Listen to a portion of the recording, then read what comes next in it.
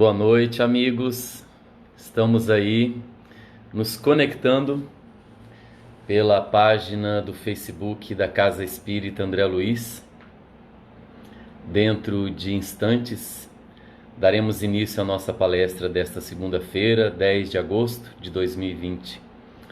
É com muita alegria que estamos aí conectados, agradecendo mais uma vez a diretoria da Casa Espírita André Luiz de Cuiabá, ao nosso amado e querido Vinícius Belo, um trabalhador aí que conhecemos ao longo desses mais de 15 anos de trabalho na seara espírita, e temos a felicidade de compartilhar muitas informações e conhecimentos acerca do Evangelho do Espiritismo. Sejam todos bem-vindos. Estão aos poucos aí se conectando e dentro de instantes daremos início à palestra dessa segunda-feira, 10 de agosto de 2020. É uma alegria imensa estar com vocês toda semana aqui, podendo, mais uma vez, falar do Espiritismo, que tem como base o Evangelho de Jesus, que veio confirmar tudo aquilo que ele disse, complementando coisas que ele deixou para que o Consolador prometido nos trouxesse. E é uma alegria muito grande poder, nesta encarnação, estar aí abraçando o ideal do trabalho, do conhecimento e da nossa transformação pelo que o Espiritismo e o Evangelho nos proporcionam. Sejam todos muito bem-vindos, é com muita alegria que recebemos todos aí, que estão se conectando aos poucos, mais uma segunda-feira juntos, refletindo e aprendendo com Jesus e o Espiritismo. Na noite de hoje, o nosso tema, ele nos traz aí algumas informações acerca da importância, né? O que é ser espírita? E vamos estar refletindo dentro de instantes. Nosso horário já está no seu momento de iniciar. Sejam todos bem-vindos. Vamos fazer a leitura inicial para a nossa reflexão. Damos boas-vindas aí para os companheiros das outras casas espíritas de Cuiabá, Várzea Grande, de tantas cidades do nosso Mato Grosso, nosso querido Mato Grosso, de outras cidades do nosso amado Brasil, e que aqueles que estarão se conectando e assistindo de outros países, talvez não agora ao vivo devido ao horário, mas estarão assistindo às palestras que ficam gravadas aí na página do Facebook da Casa Espírita André Luiz de Cuiabá, e estarão se conectando, assistindo, ouvindo e refletindo sobre os temas que estamos abordando nesta noite e ao longo de todos esses dias quando estamos juntos. Boa noite a todos, sejam bem-vindos. E a mensagem de abertura desta noite, do livro Caminho, Verdade e Vida, do Espírito Emmanuel, psicografia do médium Francisco Cândido Xavier.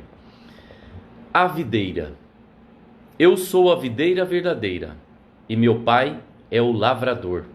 Jesus, João, capítulo 15, versículo 1. Deus é o Criador eterno, cujos desígnios permanecem insondáveis a nós outros.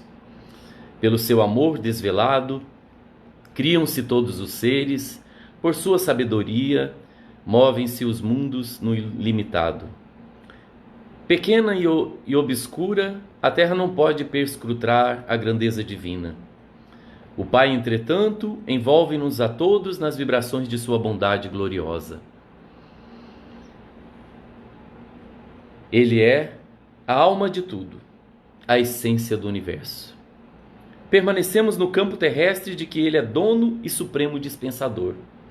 No entanto, para que lhe sintamos a presença em nossa compreensão ilimitada, concedeu-nos Jesus como sua personificação máxima. Útil seria que o homem observasse no planeta a sua imensa escola de trabalho, e todos nós, perante a grandeza universal, devemos reconhecer a nossa condição de seres humildes, necessitados de aprimoramento e iluminação. Dentro de nossa pequenez, sucumbiríamos de fome espiritual, estacionados na sombra da ignorância, não fosse essa videira da verdade e do amor que o Supremo Senhor nos concedeu em Jesus Cristo. De sua seiva divina procedem todas as suas realizações elevadas nos serviços da terra. Alimentados por essa fonte sublime, compete-nos reconhecer que sem o Cristo, as organizações do mundo se perderiam por falta de base. Nele encontramos o pão vivo das almas, e desde o princípio, o seu amor infinito no orbe terrestre é o fundamento divino de todas as verdades da vida. É uma mensagem muito linda. Boa noite aos companheiros. Temos aí amigos que estão conectados lá de Portugal e da Espanha. Sejam bem-vindos. A gente se sente muito feliz pela confiança que vocês têm na transmissão das palestras da Casa Espírita André Luiz pelo Facebook. Mais uma vez, sejam bem-vindos aos companheiros. Vinícius Belo, mais uma vez estamos aí reunidos. E essa mensagem inicial da noite, a videira, que Emmanuel nos convida, ele fala em certo momento que útil seria que o homem observasse no planeta a sua imensa escola de trabalho. E Deus concedeu-nos Jesus como a sua personificação máxima, personificação de amor. Ele coloca, que dentro de nossa pequenez sucumbiríamos de fome espiritual estacionados na sombra da ignorância, não fosse essa videira da verdade e do amor que o Supremo Senhor concedeu em Jesus Cristo. Como ele diz, de sua seiva divina procedem todas as realizações elevadas nos serviços da terra. Alimentados por essa fonte sublime, compete-nos reconhecer que sem o Cristo, sem Jesus, as organizações do mundo se perderiam por falta de base. Em Jesus encontramos o pão vivo das almas, e desde o princípio o seu amor infinito no orbe terrestre é o fundamento divino de todas as verdades da vida. O que seríamos de nós sem Jesus? O que seríamos de nós sem esse amor, O que seríamos de nós sem a compreensão, sem a paciência que Ele tem conosco, O que seríamos de nós aí sem esses ensinos e esse acompanhamento que Jesus faz para todos nós, Obrigado a todos aí pela conexão no Ângel, pela participação de lá de Portugal, os companheiros das outras casas espíritas de Cuiabá, de Várzea Grande, de Pontes Lacerda, de outras cidades do nosso Brasil, sejam bem-vindos. Os companheiros aí da Casa Espírita André Luiz de Cuiabá, que nos permite estar reunidos mais uma noite. Boa noite a todos, com muito amor e carinho. Vamos, cada um de nós, onde estamos, fechar os nossos olhos, elevando o pensamento a Deus, nosso Pai, ao nosso amado Mestre Jesus, agradecidos pela oportunidade desta vida, do corpo perfeito, agradecidos pela inteligência, pelo lar que nos acolheu nesta encarnação, pelos nossos pais, que permitiram e nos aceitaram como filhos, permitindo que voltássemos a esse mundo e construíssemos uma nossa nova história, cheia de luz, de paz, de renovação, nos tornando pessoas melhores com a educação que recebemos, pois eles nos deram, os nossos pais, aquilo que eles sabiam, que eles podiam e que eles entendiam como educação e amor. Respeito a eles e nossa gratidão a todos os pais que ontem estiveram sendo homenageados pelo mundo, a todas as mães que no mês de maio também foram homenageadas, que merece a nossa homenagem todos os dias por ter nos dado a vida, por ter nos aceitado como seus filhos, dado um nome, cuidado de nós, nos deram a educação que podia. Obrigado, Senhor. Envolva os nossos pais onde quer que estejam, encarnados e desencarnados, que recebam nossa gratidão. Envolva a Casa Espírita André Luiz de Cuiabá, os seus trabalhadores, as atividades que continuam sendo realizadas no plano espiritual, contando com os trabalhadores no plano físico, com as suas vibrações e energias amorosas, nos tratamentos e cuidados, para que possamos continuar servindo na Tua seara. Envolva, Senhor, todos os trabalhadores, conectados pelo sentimento do amor e da caridade, que procuram se inspirar no Senhor, no Seu amor, transmitindo tudo aquilo de bom que podem para aqueles que estão à sua volta. Inspira-nos e envolva-nos, cada um em nossos lares, nesta noite, que possamos, Jesus, cada um que se for possível, colocar um copo d'água ao lado, uma garrafa, uma jarra, e durante as nossas reflexões, esta água, esta garrafa d'água, essa jarra, possa ser fluidificada no encerramento e podermos nos beneficiar com a água fluidificada, além da presença amorosa dos Espíritos amigos em nossa vida, em nosso lar. Muito obrigado, Senhor. Então vamos dar início ao nosso tema desta noite. Boa noite a todos, sejam bem-vindos, aos companheiros que estão se conectando. É uma felicidade estar com vocês todas as semanas aqui, todas as segundas-feiras. O tema desta noite, ser espírita. O que é ser espírita? No movimento espírita seria nas atividades, nas casas espíritas, que seria o movimento do espiritismo, nas atividades assistenciais, de promoção social, de evangelização, de palestra, de atendimento fraterno, as atividades que as casas espíritas realizam. Nós costumamos ouvir e dizer que ser espírita é ser cristão. Se ser espírita é ser cristão, porque seguimos os ensinos de Jesus. Jesus, quando ele veio ao mundo e cumpriu a sua missão, deixando ali o mundo por meio da crucificação, quando ele foi assassinado, julgado e crucificado. Antes disso, os apóstolos ficaram desesperados com a notícia de que Jesus iria deixá-los. E eles pensaram: o que seria de nós? O que será de nós sem o Senhor? Ele disse muito claramente, dizendo aos apóstolos, que eles não se preocupassem, porque ele iria, mas pediria ao Pai que enviasse ao mundo o Consolador, trazendo as mensagens que ele não pôde transmitir ao mundo devido à nossa condição espiritual daquele momento. E ele disse que o Espírito da Verdade iria trazer outras informações e ia confirmar tudo aquilo que ele disse e falar coisas novas. Tudo parecia muito vago, Porque Jesus sempre falou por parábolas, porque os homens precisavam dessas palavras para entenderem o que ele tinha para dizer. E o que ele tinha para dizer, talvez não era para ser entendido necessariamente naquele momento, por conta da nossa condição espiritual. 2000 anos depois, chega ao mundo o Consolador prometido por Jesus, que é o Espiritismo. Como tudo é novo, o mundo no século XIX, há 163 anos atrás, rejeitou essas informações que o Espiritismo nos trouxeram. As ações negativas daqueles que não queriam que o mundo conhecesse e entendesse que a vida continua, que a mediunidade não é sofrimento e dor, que estamos nesse mundo para melhorar e que a vida continua depois da morte e nós continuamos evoluindo, voltamos para o corpo físico no mundo, num processo de nova oportunidade. Muitos não queriam acreditar e que o mundo aceitasse isso. Os primeiros espíritas, no século XIX, no início do século XX, mais especificamente, para aqueles que assistiram o filme Allan Kardec, que a Federação Espírita Brasileira ajudou no seu roteiro e na sua divulgação, a gente vê o trabalho que Allan Kardec teve, as perseguições de intelectuais, de pessoas que ditavam naquela época as regras, o que era correto, o que devia se acreditar como certo.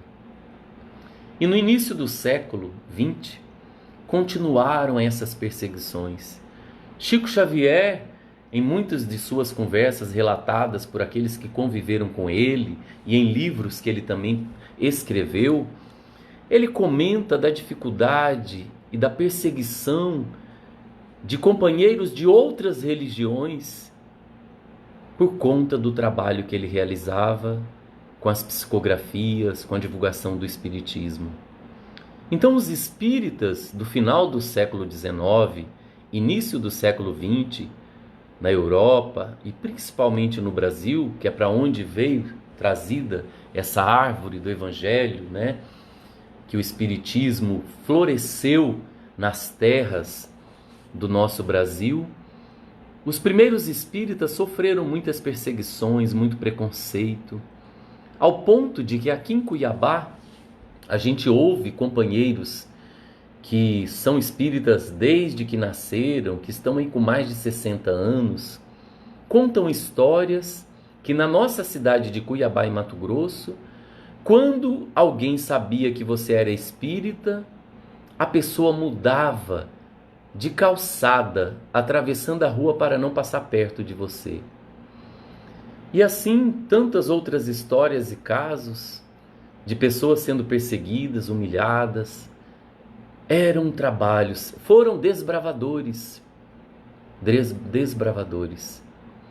esses companheiros. Porque hoje ser espírita na nossa sociedade parece ser muito fácil. Porque quando nós declaramos para os outros, ou quando nós colocamos nas redes sociais que somos espíritas, as pessoas olham para a gente com um olhar de alegria e pensar, nossa, você é espírita, então você é um homem ou uma mulher muito boa, muito bom. Porque os espíritas praticam a caridade, fazem o bem. Existe uma aceitação na sociedade. É lógico que ainda existe rejeição, preconceito. Existem pessoas que são aí maltratadas profissionalmente, de tantas outras formas, por serem espírita. Mas há uma aceitação na sociedade maior, porque hoje fala-se de espiritismo como nunca falou antes. No final do século XX para o início do século XXI, quantos filmes, quantas novelas, quantas editoras publicando livros espíritas, vendo que é um público que gosta de ler, de se informar, de estudar.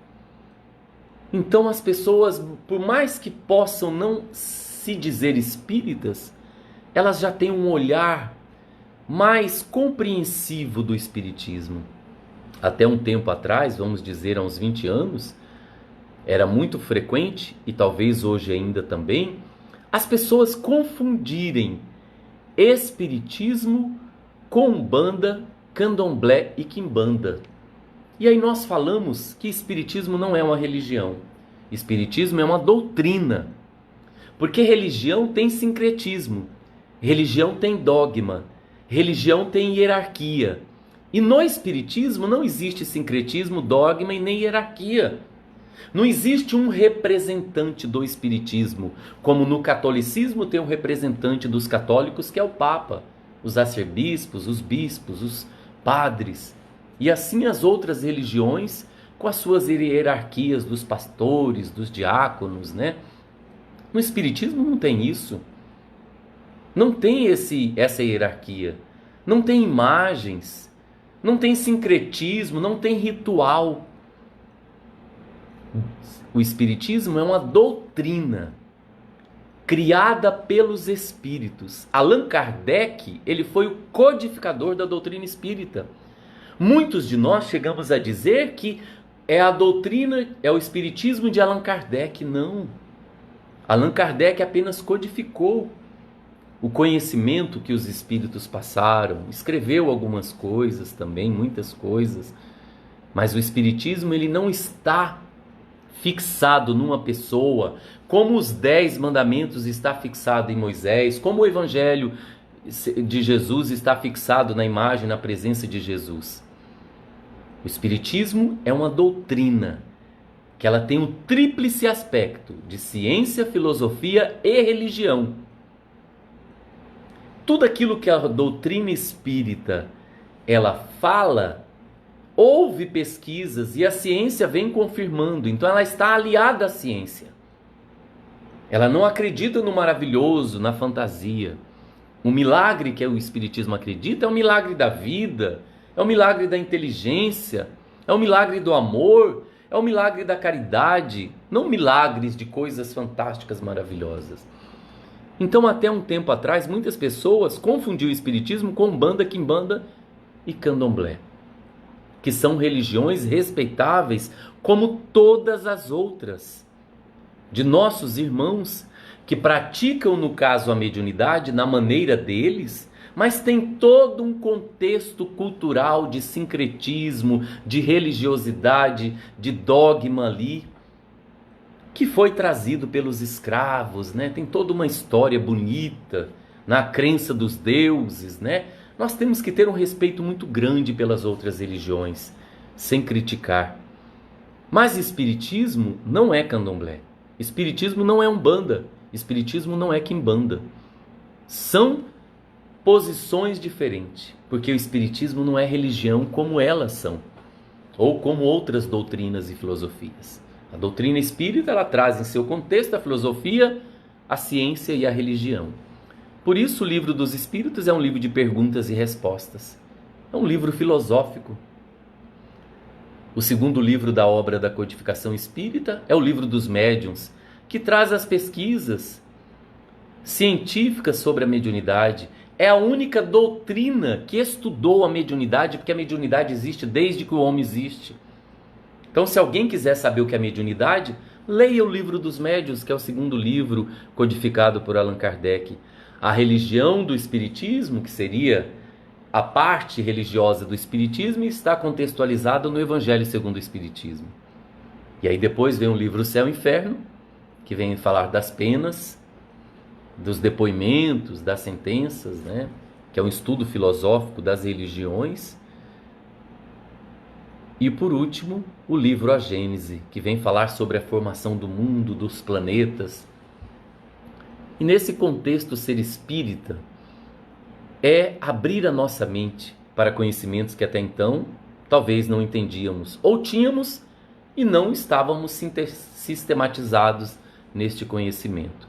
E Joana de Ângeles, ela coloca para a gente, em uma de suas obras, num livro fantástico, Jesus e o Evangelho, à luz da psicologia profunda, depois dessa introdução que falamos, ela coloca em uma de suas mensagens deste livro, dizendo assim: parece mesmo não haver lugar na sociedade para quem abraça a doutrina de Jesus, desvelada dos enigmas e libertada das mazelas e desvios que sofreu através dos séculos.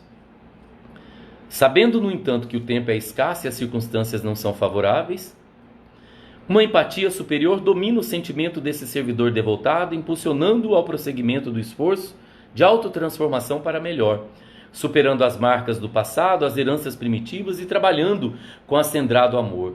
Os seus objetivos centram-se no serviço do bem, e mesmo vivendo os condicionamentos do mundo, psicologicamente mantém-se em termos de consciência de si mesmo, administrando as funções da máquina física sem gastar-se ou fugir dos compromissos que dizem respeito, não dependendo dos caprichos terrestres, porque vinculado emocionalmente à vida sem limite. Então, quando ela diz que parece não haver lugar na sociedade para quem abraça a doutrina de Jesus, porque nós nos sentimos deslocados. Ao ter contato com o Evangelho de Jesus e com a doutrina espírita, muitas coisas que nós acreditávamos, pensamentos, sentimentos, ideias que nos foram colocadas pela sociedade, pela educação que aprendemos na escola, na faculdade, nas escolas e dentro de casa, a gente percebe que não é daquele jeito, que muitas vezes os nossos pais falaram que era verdade, os nossos avós, amigos nossos, muitas coisas que nós aprendemos com professores em várias fases da vida. A gente percebe que vai caindo por terra muitas ideias. E aí a gente percebe que nós começamos a nos comportar diferentes. No meio da sociedade, diante da família. E quando ela coloca que parece não haver lugar na sociedade para quem abraça a doutrina de Jesus e o Espiritismo, é exatamente isso. Porque nós fazemos uma renovação dos nossos pensamentos, sentimentos, palavras e ações. E a gente percebe que continuar se comportando, pensando, sentindo como antigamente não condiz com a nova proposta do Espiritismo e do Evangelho de Jesus. Então a gente entende que tem que mudar. E essa mudança acontece aqui de dentro. E a gente sente um conforto, porque a proposta do Espiritismo é consolar. E se nós sentimos esse conforto e esse consolo, a doutrina espírita está atingindo o seu objetivo. não é nos dar bengalas, mas nos proporcionar um conhecimento que consiga nos libertar e fazer com que a gente entenda um mundo diferente. Aí a gente começa a se destoar. Muitos de nós já não sentimos mais prazer em beber, se nós bebíamos, em fumar, se fumávamos, em ficar em reuniões sociais fúteis, falando de novela, de artista, de cantor, falando da vida de pessoas que muitas vezes têm uma vida tão vazia. A gente já não sente mais prazer em ir para bares, para ir para festas, amanhecer até às 5 horas da manhã. A gente percebe que o corpo ele precisa do descanso, a gente precisa viver a vida e não viver a vida como se fosse acabar amanhã e a gente tem que aproveitar. E o aproveitar a vida necessariamente não é gastar as energias com coisas desgastantes. Porque a gente entende que quando o corpo deita na cama para descansar, o espírito sai em liberdade no plano espiritual e vai aprender, conviver com almas queridas que já desencarnaram, que não estão com ele neste momento, nessa encarnação, aprender coisas novas, participar de palestras, fazer uma viagem astral como muitos utilizam, visitar colônias espirituais. A gente percebe que para gente vivenciar essas experiências, a gente precisa cuidar da gente. Daquilo que a gente ouve, daquilo que a gente assiste na televisão, no celular, no computador, na internet. A gente precisa encher a nossa mente de coisas boas, coisas positivas, que nos dê a força para entender que vale a pena ser um homem ou uma mulher de bem. Aí a gente começa a se comportar diferente. Quantos depoimentos de amigos que chegam a dizer: nossa, a minha família está falando que eu estou diferente, que eu fiquei chato, que eu fiquei sem graça, que eu não quero mais sair. Quantas pessoas dizem: meus amigos não me chamam mais para beber porque falam que eu não bebo mais cerveja, não tomo uísque, não tomo uma pinga, uma caipirinha, que eu não sou mais boa companhia para eles. Eu era boa companhia se eu bebesse. Aí você começa a destoar e perceber que existem outros prazeres na vida, como ler um livro, assistir um bom filme, reunir com a família para falar de coisas boas, de coisas bonitas, fazer o evangelho, contar coisas positivas. Não ficar alimentando coisas negativas, falando mal, buscando manter uma aparência de felicidade que a gente não construiu ainda, que estamos no caminho construindo. E Joana de Ângeles, ela segue dizendo: sucede que muitos trabalhadores, ora engajados na renovação, retornaram ao proscênio terrestre para darem cumprimento, voltaram ao corpo físico, ao mundo, para darem cumprimento aos deveres que ficaram interrompidos na retaguarda. Muitos de nós estamos dando continuidade a atividades que a gente iniciou em outras encarnações, em outras reencarnações fracassadas, porque muitos de nós abraçamos aí o Evangelho de Jesus nesses 2000 anos aí, como católicos, como protestantes, como evangélicos, e colocamos os pés pelas mãos. Falamos de Jesus, pregamos Jesus, mas não vivenciamos. E aí nos comprometemos. E ela diz: sucede que muitos desses trabalhadores, ora engajados na renovação, retornaram ao plano físico para darem cumprimento aos deveres que ficaram interrompidos na retaguarda, em outras reencarnações fracassadas, quando atraídos pelos ouropéis abandonaram a charrua, embriagando-se de prazeres e enlouquecendo, mais tarde de remorso, quando não solicitaram a bênção do recomeço e da reparação. Repetem hoje as experiências malogradas anteriormente, sem qualquer desconsideração pelos diferentes credos religiosos e filosofias existentes, aos espíritas conscientes. Veja o que ela diz. Aos espíritas conscientes das suas responsabilidades, aqueles mesmos que se equivocaram e agora recomeçam em condições mesmos melhores, cabem neste momento graves compromissos que não podem nem devem ser postergados. Quais sejam os de proclamar a era nova e demonstrar pela lógica e pelo bom senso, assim como através dos fatos da mediunidade dignificada, a existência do mundo causal, a anterioridade do espírito ao corpo, aos incomparáveis recursos saudáveis defluentes da conduta correta, dos pensamentos edificantes da ação do bem ininterrupto. Então a gente descobre tanta coisa Quando a gente começa a ouvir sobre o Espiritismo, assistindo palestras nas casas espíritas, agora nas redes sociais, no YouTube, pelo Facebook. A gente aprende tanta coisa nova e diferente quando a gente lê um livro, lê uma mensagem, ouve uma mensagem de áudio que muitas vezes transmitimos pelo WhatsApp, que está sendo compartilhado, para a gente passar o dia pensando sobre aquilo e tentando mudar a nossa intimidade. Então ela coloca os espíritas conscientes. Por quê? Porque existem espíritas que não são conscientes. Conscientes do quê? Das suas responsabilidades. Tem espíritas que vão na casa espírita, entra e sai igual entrou. Não modifica, não transforma, não presta atenção na palestra, na mensagem daquela noite, daquele dia. Não renova alguma coisa nova. Às vezes está no trabalho há 40 anos, 30 anos, há 50 anos. E não modificou seus pensamentos, seus sentimentos, continua falando mal, reclamando, continua sendo negativo. Quando as pessoas buscam conselho, aí diz imediatamente, nada acontece por acaso, você está passando por isso é porque você precisa. Aí quando as provas e expiações batem a porta desses espíritas, desesperam, se lamentam, quando o ente querido desencarna, quando perde o emprego, quando acontece uma catástrofe da natureza. Ele mostra que não é. Aí a gente lembra daquele caso de Chico, né? Que Chico era muito engraçado, que muitas pessoas conhecem, que ele estava fazendo uma das viagens dele de avião, e o avião teve uma turbulência, e todo mundo começou a gritar, achando que ia morrer, porque o avião começou a descer, a fazer zigue-zague. E ele vendo tudo aquilo, ele também resolveu gritar. E Emmanuel aparece para ele, o que está acontecendo? Ele fala, o senhor não está vendo? Eu vou morrer. Chico Xavier fala, o avião está caindo. Ele falou, quem disse? E você precisa se comportar assim? Tenha dignidade, você é espírita, cristão. Se for para morrer, morra com dignidade.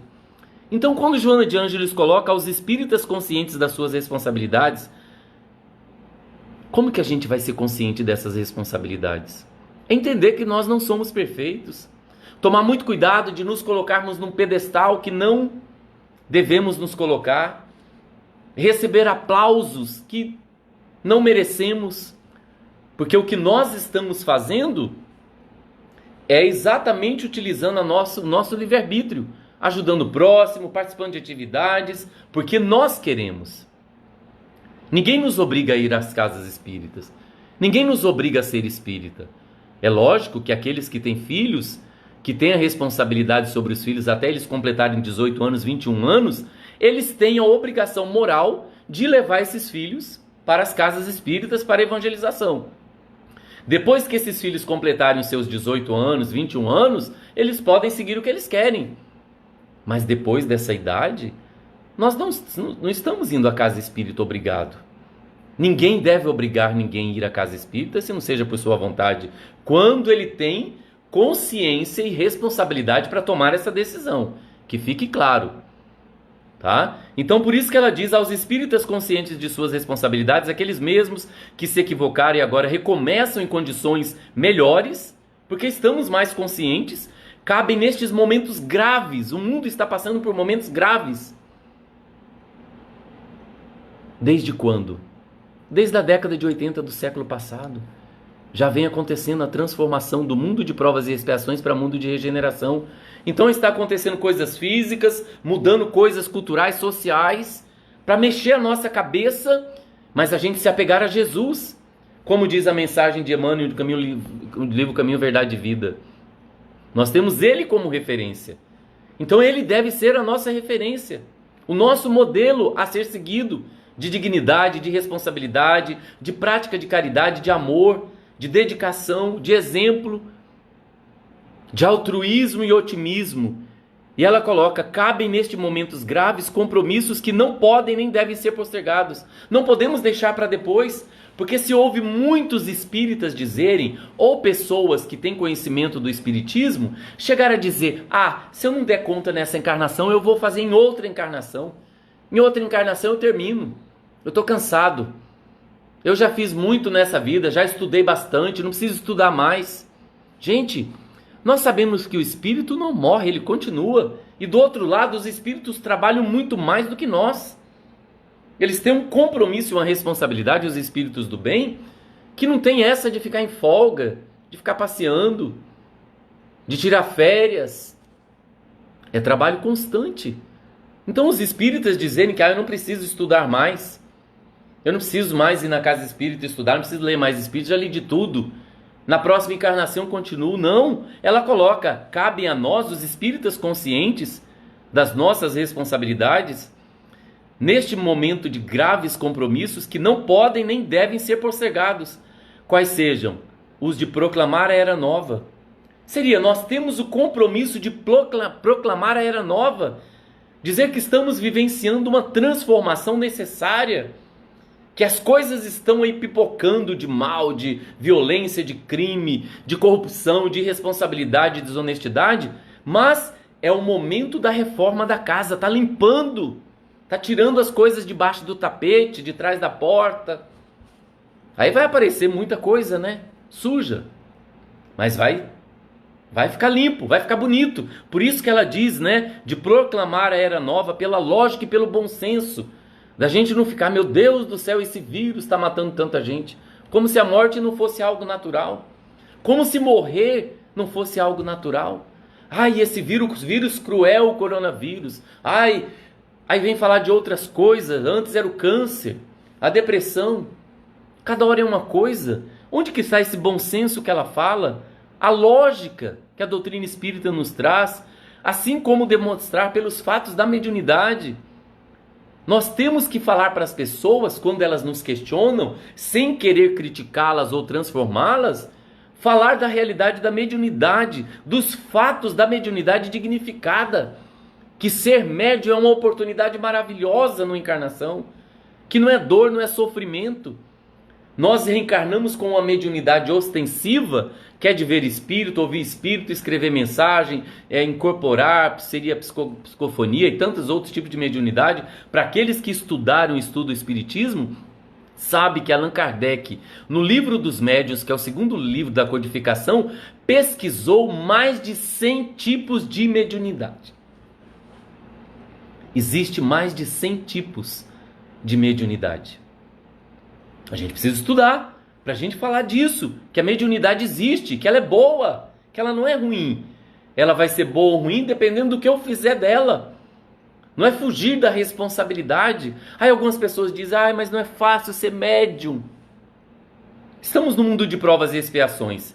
Somos espíritos em débito perante a justiça divina. Espíritos imperfeitos ainda. Com a mediunidade ou sem a mediunidade, a nossa vida vai ser uma vida de expiação e de provas. Vamos ter problemas, dificuldades para serem superados. Além de falar dos fatos da mediunidade dignificada, falar da existência do mundo causal. Que existe vida após a morte, da anterioridade do espírito ao corpo, que eu já tive outras encarnações, e minhas outras encarnações eu não fui rei, imperador, rainha, príncipe, princesa, não. Porque se eu tive a oportunidade de reencarnar como rei, rainha, príncipe, princesa, duque, como bispo, como sei lá o que, é uma vergonha eu estar fazendo o que eu estou fazendo hoje e não ter aproveitado de forma digna e responsável enquanto eu pude e tive pessoas sob a minha responsabilidade e eu não ajudei essas pessoas. Que orgulho tem eu dizer que eu fui rei, rainha, príncipe, imperador, que eu fui egípcio, que eu fui grego, que eu fui romano, que eu fui tantas coisas. Para que essa vaidade? Falar, sim, da anterioridade do espírito ao corpo, que a gente veio do plano espiritual e reencarnamos, mas que tivemos outras encarnações, os incomparáveis recursos saudáveis defluentes da conduta correta, que vale a pena ser um homem de bem. Porque tem pessoas que depois que a gente se torna espírita, cristão, fala, mas você é muito chato. Agora você só fica, tudo que fala para você, você fala que vai orar, que vai fazer prece, que vai ajudar os pobres, ajudar pessoas nos hospitais, nos abrigos de idosos, orfanatos. Que vida chata, vamos curtir, vamos viver. Mostrar para as pessoas que esses recursos incomparáveis e saudáveis, defluentes da conduta correta, que ser um homem honesto, responsável, ser um bom pai, uma boa mãe, um bom filho, uma boa filha, um bom marido, uma boa esposa, ser um bom irmão, um bom chefe, um bom gerente, diretor, onde Deus nos colocou, ser uma pessoa de bem, que não persegue, que não calunia, que não fica armando coisas para os outros, mentindo, que fica reclamando, que fica falando mal do marido, da esposa para todo mundo, do pai, da mãe, dos irmãos. É lógico que a gente passa muitos desafios com essas convivências, com essas almas que somos endividados com elas e elas conosco, mas nós estamos aqui para aprender a compreendê-las, respeitá-las e amá-las, e não para ficar reclamando delas. E além de falar dos recursos incomparáveis, saudáveis, defluentes da conduta correta, dos pensamentos edificantes, da ação do bem ininterrupto, fazer o bem ininterruptamente. E tem gente que fala, mas você vai muito na casa espírita, todo dia você tem coisa para fazer. A pessoa tem tempo hoje. Quem sabe amanhã ela não vai ter mais tanto tempo para ir à casa espírita trabalhar. Talvez hoje ela vai segunda, quarta, sexta, sábado, domingo. E a partir da manhã do mês que vem ela não vai poder ir mais tantos dias. Ela vai poder ir uma vez na semana. Enquanto eu posso ser útil, eu quero me ocupar, porque faz um bem imenso estar na casa espírita, com os companheiros, no trabalho, na atividade, me enche, preenche minha alma de felicidade. Eu saio de lá fortalecido, revigorado da casa espírita. Olha que coisa maravilhosa que é isso. Realmente, o bem, a ação do bem ininterrupto. Ela diz ainda, comprometido com os imortais que têm a tarefa de apressar essas horas, o trabalhador convidado pela consciência lúcida do dever é estimulado a superar o ego e investir as suas melhores energias na vivência e divulgação da mensagem evangélica sem jaça. Simultaneamente, deverá preparar a sociedade terrestre para a reencarnação de milhões de missionários. Olha a responsabilidade dos cristãos, de qualquer religião, doutrina. A responsabilidade dos espíritas, que ela diz, simultaneamente deverá preparar a sociedade terrestre para a reencarnação de milhões de missionários do bem e da caridade que logo mais brilharão no mundo em sombras, como estrelas polares apontando os novos rumos para a humanidade cansada de gozo e prazer, sequiosa de paz e renovação, porque todo mundo quer ser feliz, todo mundo quer ter paz. Mas cabe a nós, que somos espíritos que pertencemos a este planeta, a limpar a casa, a fazer o trabalho de arrumar ela. Isso exige trabalho, sacrifício, dedicação, perseverança, fé, confiança em Deus, confiança numa fé raciocinada. Porque quando ela diz que simultaneamente deverá preparar a sociedade terrestre para a reencarnação de milhões de missionários do bem, por quê? Para aqueles de nós que estudamos o Espiritismo, sabemos que estão reencarnando milhões de espíritos de outras galáxias. Espíritos estão reencarnando novamente, que estiveram participando do mundo, trazendo ideias na área da cultura, da filosofia, da ciência, como Mozart, como Platão, como Sócrates, como tantos espíritos que estiveram contribuindo para a sociedade, estão reencarnando novamente para impulsionar essa evolução que tanto nós queremos, mas nós precisamos fazer a nossa parte. Nós temos que ser pessoas melhores onde Deus nos colocou, como ela diz, provar para as pessoas os fatos da mediunidade, a existência do mundo causal, a anterioridade do espírito ao corpo e os incomparáveis recursos saudáveis de uma conduta correta, dos pensamentos edificantes. Preparar este mundo, porque a gente vai voltar para ele. Mas esses espíritos precisam também encontrar um mundo melhor, porque ele está do jeito que está por nossa causa. Nessa oportunidade que chega, que esses milhões de espíritos reencarnarão para nos ajudar, ela coloca, espocarão as luzes da verdade, desbastando as trevas teimosas da ignorância, os preconceitos doentios da vaidade, os prejuízos morais estabelecidos pelos gananciosos, e o amor triunfará dos caprichos da libido, expressando-se sem tormentos nem angústias em formoso contributo para a felicidade geral. Então, quando a gente fizer a escolha de seguir o caminho do bem, de ser uma pessoa honesta, responsável, otimista, esperançosa, que tem fé no futuro, contribuindo com bons pensamentos, mostrando para as pessoas que vale a pena fazer o bem, o que vai acontecer? Espocarão as luzes da verdade, que vão desbastar, afastar as trevas teimosas da ignorância, de gente que não quer evoluir, os preconceitos doentios da vaidade que estão em todos os cantos, os prejuízos morais estabelecidos pelos gananciosos, e o amor triunfará, porque o amor, ele vai sair de dentro de nós, da nossa consciência, dos nossos sentimentos, da nossa mente, e contagiar as pessoas, né? E esse amor vai triunfar dos caprichos da libido, expressando-se sem tormentos nem angústia, em formoso contributo para a felicidade geral. É inevitável, portanto, que os últimos sejam os primeiros e os primeiros sejam os últimos, conforme expressou Jesus na sua delicada parábola. Aí nós vamos lá no Evangelho segundo o Espiritismo, no capítulo 20, temos lá a mensagem do Espírito Erasto, anjo da guarda do médium, Paris, 1863, no Evangelho segundo o Espiritismo. Ele coloca para a gente, na mensagem, a missão dos espíritas. Ele nos diz: ide e agradecei a Deus a gloriosa tarefa que Ele vos confiou. Mas, atenção, entre os chamados para o Espiritismo, muitos se transviarão. Reparai, pois, vosso caminho e segui a verdade. Muitas pessoas vão se envolver com as atividades do Espiritismo e vão se afastar depois, porque vão dizer: Espiritismo não é para mim, eu não quero isso para mim, quero outra coisa. Eu quero ser evangélico, católico, não quero nenhuma religião, quero acreditar em Deus comigo sozinho. É a liberdade, é o direito de todos nós. Aí pergunta nessa mensagem do Espírito Erasto, no Evangelho segundo o Espiritismo, capítulo 20. Se entre os chamados para o Espiritismo muitos se transviarão, quais os sinais pelos quais reconheceremos os que se acham no bom caminho?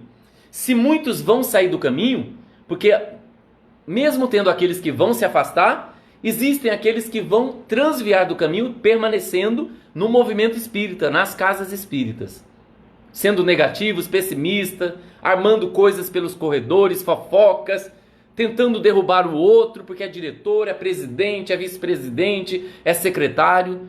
Então ele pergunta: se entre os chamados para o Espiritismo muitos se transviarão, quais os sinais pelos quais se reconheceremos os que se acham no bom caminho? Quais são aqueles bons espíritas? E Erasto responde: reconhecê-los-eis pelos princípios da verdadeira caridade que eles ensinarão e praticarão. Reconhecereis pelos princípios da verdadeira caridade que eles ensinarão e também irão praticar. Não vão apenas pregar. Eles vão praticar a caridade. É dentro do lar, no ambiente de trabalho, na casa espírita, no lugar onde mora, na cidade, dirigindo um carro, em todo lugar que tiver. Reconhecê-los-ei, volta a dizer Erasto, pelo número de aflitos que levem consolo. Então vai reconhecer para aqueles, pelo número de aflitos que nós levamos consolo. Porque uma pessoa negativa, pessimista, como é que ela leva consolo para os outros? Não tem como. Ela vai falar de boca para fora, vazio. Então, reconhecê-los-eis pelos princípios da verdadeira caridade que eles ensinarão e praticarão. Reconhecê-los-eis pelo número de aflitos a que levem consolo. Reconhecê-los-eis pelo seu amor ao próximo, pela sua abnegação, pelo seu desinteresse pessoal. Ele tem um interesse do bem da sociedade. A companheira está colocando que ser espírita é uma tarefa árdua. Ser espírita, ser cristão é uma tarefa árdua. Porque cada um tem que carregar a sua cruz. Não tem que transferir para os bons espíritos, para os outros, achando que a gente, depois que desencarnar, vamos para uma colônia espiritual. Calma aí. Olha o que Erasto está dizendo. Que vamos reconhecer os verdadeiros espíritas pela prática da caridade e pelo ensino da verdadeira caridade, pelo número de aflitos que eles vão levar consolo.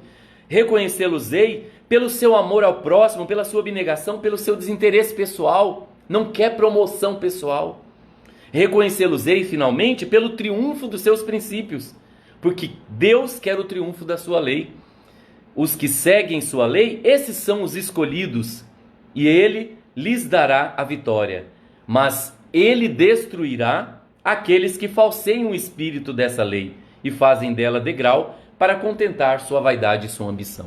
Então, muito cuidado com aqueles espíritas que querem aplauso, reconhecimento. Muito cuidado com aqueles espíritas que se envaidecem, que são muito orgulhosos. Quantos médiuns caíram aí na história da humanidade, que está retratado pelos livros de Manuel Filomeno de Miranda, Chico Xavier. O segundo livro que André Luiz psicografou pelas mãos de Chico Xavier, Os Mensageiros. Ele vem nos dizer a quantidade de espíritos que foram preparados no plano espiritual durante 40 anos para reencarnar e praticar a caridade e desenvolver e educar a mediunidade. E falharam, voltaram para o plano espiritual depois de 40 anos estudando, se preparando, fluidificando, energizando e fracassaram. Então é uma tarefa árdua ser espírita, mas não é difícil, porque nós sempre falamos nas nossas palestras, nos nossos grupos de estudos que a gente dirige, que ninguém antes da gente reencarnar falou que a nossa reencarnação seria difícil. Ninguém falou que a nossa reencarnação seria fácil. Eles disseram que era possível. E se é possível, nós podemos conseguir sair daqui melhores do que quando entramos. E como ele diz, reconhecê-lo-eis os verdadeiros espíritas pelos princípios da verdadeira caridade que eles ensinarão e praticarão. Reconhecê-los-eis pelo número de aflitos a que levem consolo, reconhecê-los-eis pelo seu amor ao próximo, pela sua abnegação, pelo seu desinteresse pessoal. Reconhecê-los-ei finalmente pelo triunfo dos seus princípios, porque Deus quer o triunfo da sua lei. Os que seguem a lei de Deus, são os escolhidos e eles lhes dará a vitória. Ser espírita não é apenas acreditar em espíritos, gente. Acreditar em mediunidade, acreditar em fenômenos inexplicados para a sociedade que o Espiritismo explica. Ser espírita é principalmente acreditar em Deus, na essência da vida, no Espírito eterno e imortal que somos e procurar expressar tudo isso em sua vida prática, no dia a dia. Ser espírita é não tentar convencer os outros a serem espírita ou aceitarem os princípios, mas sim respeitar a fé de cada um e o grau de consciência que a pessoa se encontra. O verdadeiro espírita não cultiva dogmas ou verdades prontas, mas mantém sua mente e seu coração abertos, além de não idolatrar ou cultuar a personalidade de ninguém. Ser espírita é não ficar segregando os outros, não ficar dividindo o movimento entre espíritas ortodoxos e espíritas liberais. Não existe isso. Ser espírita é não mentir, não dissimular, não manipular e nem tentar controlar o outro de acordo com a sua vontade. Ser espírita não é internar-se também no centro espírita, fugindo do mundo para não ser tentado. É conviver com todas as situações lá fora, sem alterar-se como espírita, como cristão. O espírita consciente é espírita no templo, na casa espírita, em casa, na rua, no trânsito, na fila, ao telefone, sozinho ou no meio da multidão, na alegria e na dor, na saúde e na doença. Então, ser espírita, meus irmãos, é uma vivência trabalhosa, que tem a sua recompensa na eternidade, conforme Jesus disse. Bezerra de Menezes, desde a década de 80 do século passado, todas as suas mensagens, ele nos motiva a perseverar e a não desistir. Em uma de suas mensagens, ele diz assim: a grande noite que se batia sobre a terra lentamente cede lugar ao amanhecer de bênçãos. Retroceder não é mais possível. Nós só temos que seguir em frente. Firmastes, ele diz, filhos e filhas da alma, um compromisso com Jesus, antes de mergulhares na indumentária carnal neste corpo, de servi-lo com abnegação e devotamento. Prometestes que lhe serias fiel, mesmo que vos fosse exigido sacrifício. Deveremos reviver os dias inolvidáveis da época do martírio nosso. Seremos convidados não somente ao aplauso, ao entusiasmo, mas também ao testemunho silencioso nas paisagens internas da alma, ao testemunho por amor àqueles que não nos amam, o testemunho de abnegação no sentido de ajudar aqueles que ainda se comprazem em gerar dificuldades, tentando inutilmente obstaculizar a marcha do progresso. Bezerra de Menezes segue dizendo: iniciada a grande transição, chegaremos ao clímax e na razão em que o planeta experimenta as suas mudanças físicas, geológicas, e as mudanças morais serão inadiáveis. Seriam as nossas mudanças íntimas. Que sejamos nós, Bezerra de Menezes disse, que sejamos nós aqueles espíritos espíritas que demonstremos a grandeza do amor de Jesus em nossas vidas. Que outros reclamem, que outros se queixem, que outros deblaterem, que nós outros guardemos nos refolhos da alma o compromisso de amar, e amar sempre, trazendo Jesus de volta com toda a pujança daqueles dias que vão longe e que estão muito perto. Jesus, filhos e filhas queridos, espera por nós, que seja o nosso escudo o amor, o escudo na defesa de todo mal que possa existir, que o escudo seja o amor, as nossas ferramentas o amor, e a nossa vida um hino de amor. São os votos que formulamos os espíritos espíritas que aqui presentes e que sugeriram representá-lo diante de nós. Então a mensagem que foi psicografada por Divaldo Franco, pelo espírito Bezerra de Menezes, em Brasília, no Conselho Federativo Nacional, no ano de 2015. Então, essa proposta de Bezerra de Menezes, que sejamos nós aqueles espíritos espíritas que demonstremos a grandeza do amor de Jesus em nossas vidas. Estamos sentindo consolados? Estamos transformando a nossa intimidade? Jesus está fazendo uma diferença na nossa vida? O Espiritismo está conseguindo mudar a nossa maneira de pensar, de sentir, de falar e de viver? Que sejamos nós aqueles espíritos espíritas que demonstremos a grandeza do amor de Jesus em nossas vidas. Que outros reclamem, falem mal, critiquem, seja de governo, de saúde, de futebol, de religião. Que os outros que reclamem, que os outros que se queixem, que os outros que briguem entre si. Que nós, os espíritas cristãos, guardemos nos refolhos da alma o compromisso de amar, e amar sempre, trazendo Jesus de volta com toda a pujança daqueles dias que vão longe, mas que estão muito perto. Jesus, filhos e filhas queridos, espera por nós. Que seja o nosso escudo o amor, as nossas ferramentas o amor, e a nossa vida um hino de amor.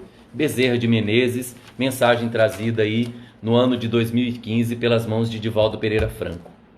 Para encerrar, que o nosso tempo está quase encerrando, nós vamos trazer uma mensagem deste livro, Cartas e Crônicas, psicografia de Chico Xavier, do Espírito Irmão X ou Humberto de Campos, conforme a época que ele assinava. Nos diz aqui, Kardec, Humberto de Campos, ele nos diz, numa mensagem Consciência Espírita, ele nos diz que muitas pessoas diziam e dizem no movimento espírita: fulano que deixou a melhor ficha de serviço volta a escrever declarando que não agiu entre os homens como deveria.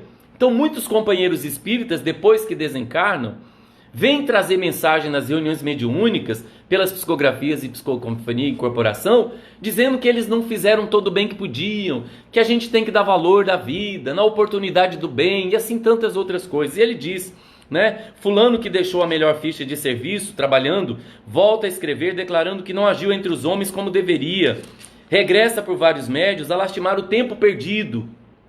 E você acentua depois de interessantes apontamentos: tem-se a impressão que os nossos confrades, os espíritas, quando tornam para o plano espiritual, atormentados por terríveis complexos de culpa. Como explicar esse fenômeno?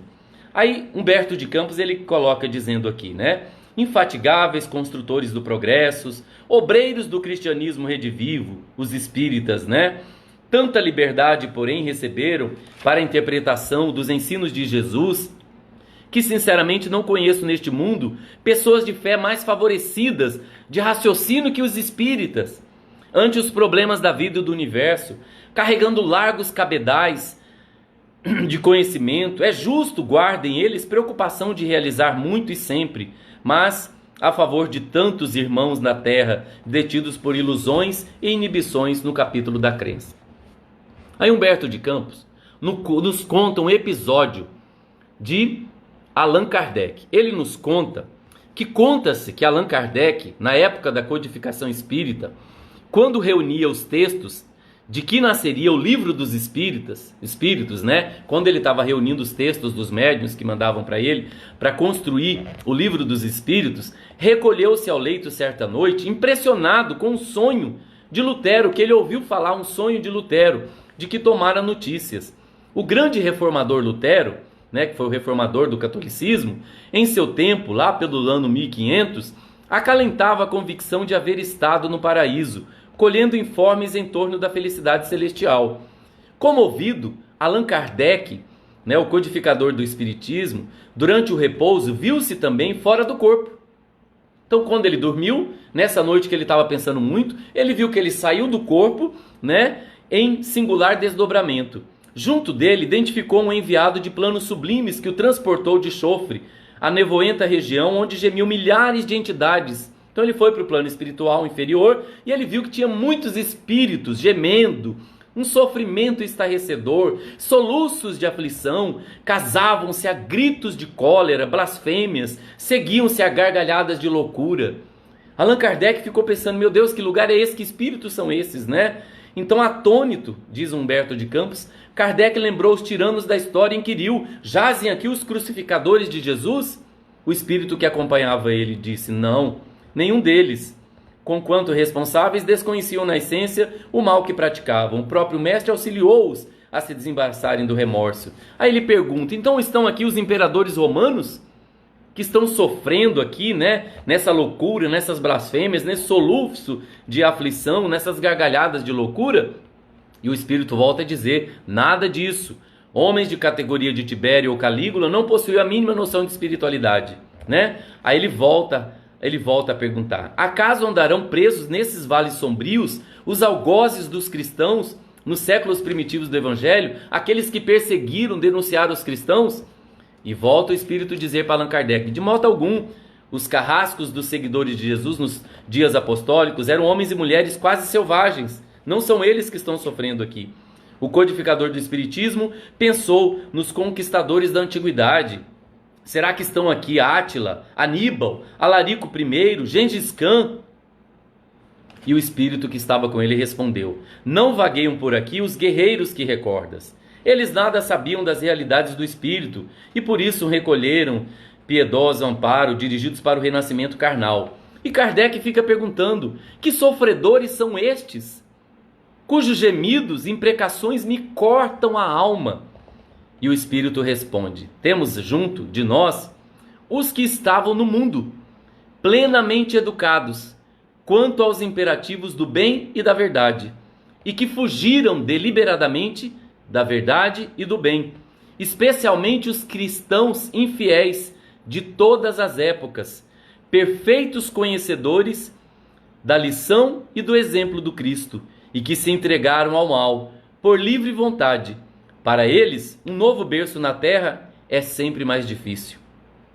Chocado com a inesperada observação, Kardec regressou ao corpo, voltou para o corpo depois do sono, e de imediato levantou-se e escreveu a pergunta que apresentaria na noite próxima ao exame dos mentores da obra em andamento e que figurava como sendo a questão 642 do Livro dos Espíritos. Qual é essa questão? Para agradar a Deus e assegurar a sua posição futura, bastará que o homem não pratique o mal? Os Espíritos respondem, não. Cumpre-lhe fazer o bem no limite de suas forças, porquanto responderá por todo mal que haja resultado de não haver praticado o bem. Fica aí para as nossas reflexões essa questão 642 do Livro dos Espíritos, onde Kardec pergunta aos espíritos para agradar a Deus e assegurar a sua posição futura, bastará que o homem não pratique o mal, porque tem muita gente que fala, mas eu não faço mal para ninguém. E os espíritos respondem, não basta não praticar o mal. Cumpre-lhe fazer o bem no limite de suas forças, porquanto responderá por todo o mal que haja resultado de não haver praticado o bem. E aí Joana de Ângeles, reconhece-se o verdadeiro espírita pelo esforço em que empreende, para ser melhor hoje do que ontem, amanhã melhor do que hoje, lutando contra as más inclinações. E não disse, que o espírita é alguém que já logrou a realização, mas está empenhado em lograr este objetivo. Espírita por coração, vivemos uma hora grave. Essa doutrina não tem espaço para contemplação. Então é o momento de, conforme Joana de Ângeles nos diz, de propagarmos o bem, a esperança, a paz, o amor, conforme Bezerra de Menezes também nos convida, que sejamos nós aqueles, que sejam, que outros reclamem, que outros se queixem, que outros deblaterem, que nós outros guardemos nos refolhos da alma o compromisso de amar e amar sempre, trazendo Jesus de volta com toda a pujança daqueles dias que vão longe e que estão muito perto. Jesus, filhos e filhas queridos, espera por nós, que seja o nosso escudo o amor, as nossas ferramentas o amor, e a nossa vida um hino de amor. Que o amor seja a nossa escolha 24 horas por dia. Se não conseguirmos 24 horas por dia, vamos conseguir nas horas e os minutos que a gente conseguir, mas que vamos pensar, sentir, falar e fazer no amor. Muita paz a todos. Convido a todos, cada um na sua casa, cada um no seu lar, fechar os seus olhos com o seu copo de água, garrafa d'água aí do lado, uma jarra d'água, pedindo a Jesus, agradecendo por mais este dia, agradecendo por este evangelho maravilhoso que ilumina as nossas almas, pelo Espiritismo que ilumina as nossas consciências.